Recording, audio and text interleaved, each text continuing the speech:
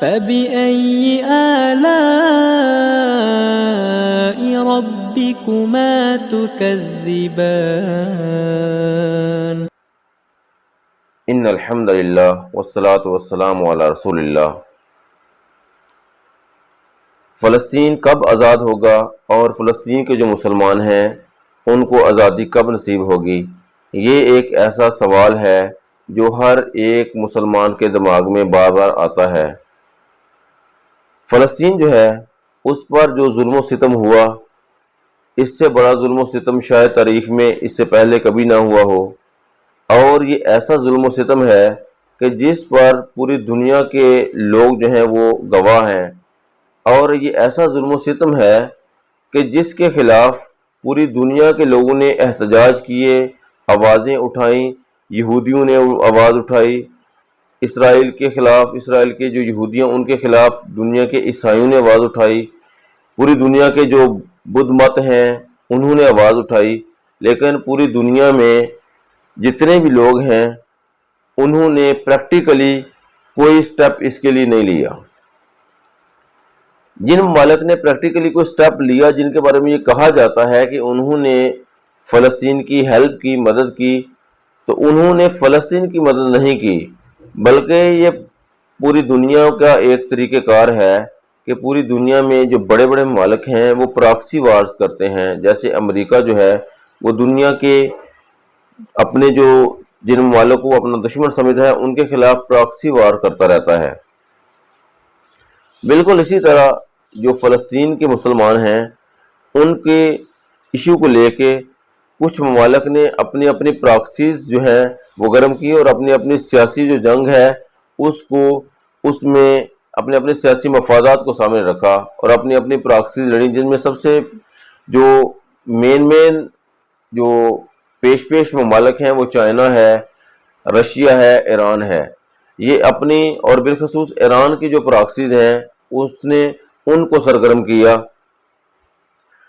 جو فلسطین کے مسلمان ہیں ان کو کسی نے اڈاپٹ نہیں کیا، کسی نے اون نہیں کیا، کسی نے ان کے درد کو سمجھا نہیں اور ان کے درد کو اپنا درد نہیں سمجھا، مسلمانوں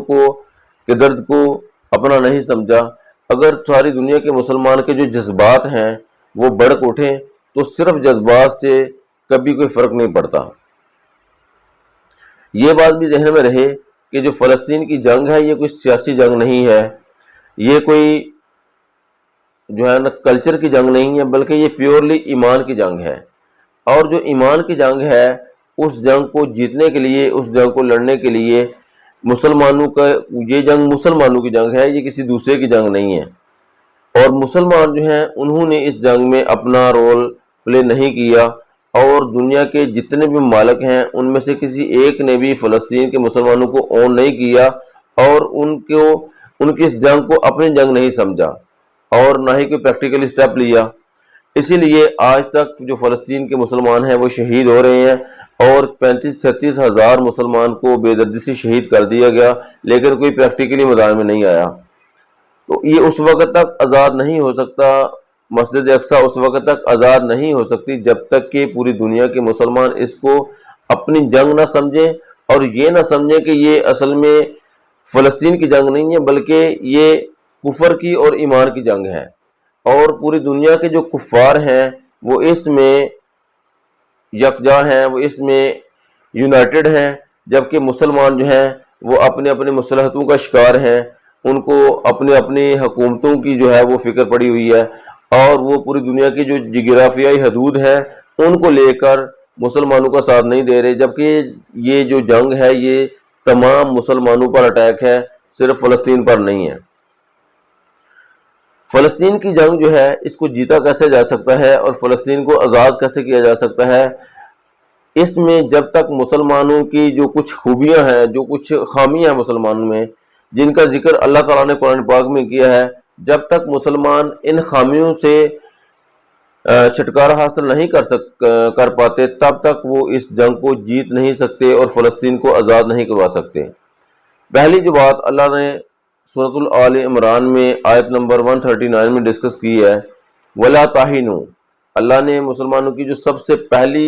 خامی بتائی ہے، اور اللہ نے ان کو ہسٹوریکلی یہ بتا دیا ہے کہ تم نے یہ نہیں کرنا کہ تم نے اپنے آپ کو کمزور نہیں سمجھنا اور کمزور نہیں بننا. ولا تحزنوا، اور اس جنگ میں دنیا کی بڑی بڑی طاقتوں کو دیکھ کر غمگین نہیں ہونا.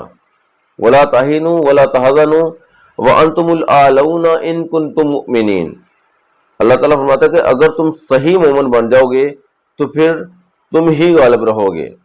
لیکن شرط یہ ہے کہ نہ آپ نے مسلمانوں نے نہ اپنے آپ کو کمزور سمجھنا ہے، کمزور کرنا ہے. کمزور ہے نہیں ہے، مسلمان صرف سمجھ رہے ہیں، اور نہ ہی ڈرنا ہے.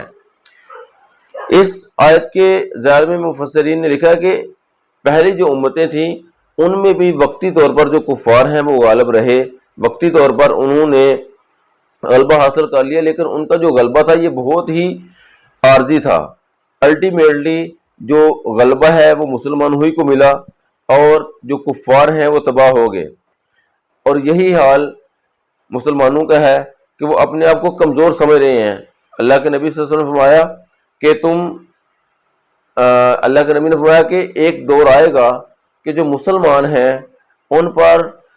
کفار قومیں ایسے جپٹیں گی جیسے کہ بھوکے پیالوں پر جبڑ پڑتے ہیں.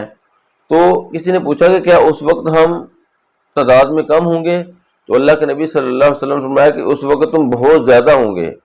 لیکن تم سیلاب کی جاگ کی طرح ہوں گے، اور کفار کے دلوں میں، دشمنوں کے دلوں میں تمہارا روب دبدبہ نہیں رہے گا، اور مسلمانوں میں وہن آ جائے گا. صحابہ کرام نے پوچھا یا رسول اللہ صلی اللہ علیہ وسلم وہن کیا چیز ہے؟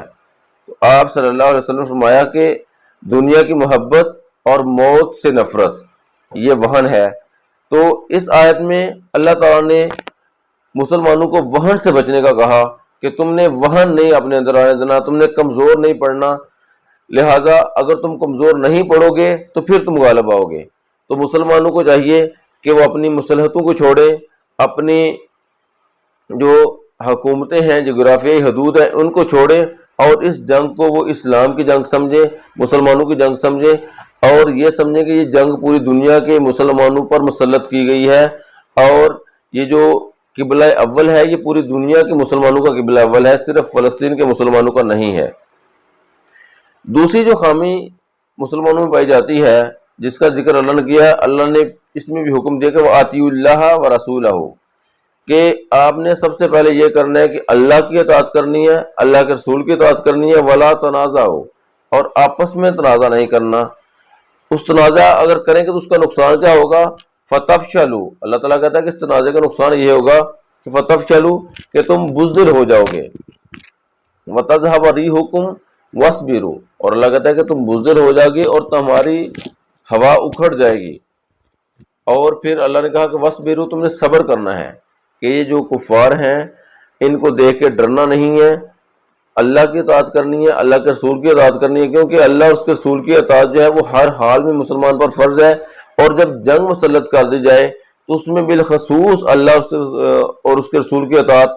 جو ہے وہ فرض ہو جاتی ہے، کیونکہ اگر اللہ اور اس کے رسول کی اطاعت کو چھوڑ دیا جائے تو جو جنگیں ہیں ان میں فتح جو ہے وہ شکست میں بدل جاتی ہے. تو اس میں اللہ تعالیٰ نے اس میں بھی یہ بتایا کہ اللہ اور اس کے رسول کی اطاعت کرنی ہے، اور آپس میں جھگڑے نہیں کرنے، تفرقہ بازی نہیں کرنی، فرقے نہیں بنانے، جغرافیائی حدود کی بنیاد پر اپنے آپ کو